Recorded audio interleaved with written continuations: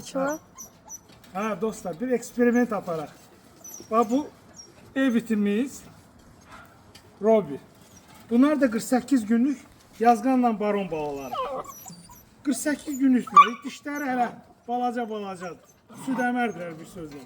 Bu da 8 aylıqdır. Bak elimdeki 8 aylıqdır. Sizce ne fikirləşir bu? Ha? Robi, ne fikirləşirsən?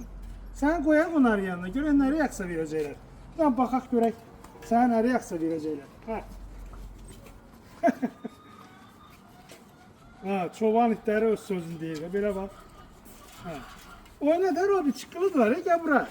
Sen yekə kişisəni 8 aylıqsan. Korkma onlardan. Gel. Necə oynayırlar?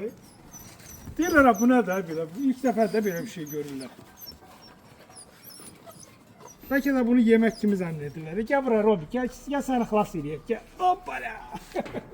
Ha, qorma. Ha, все. Xilas oldun oğlum. Xilas oldun. Gəl. Gedək evə, sənin yerin evdir. Bu dəlilərin yanı deyil.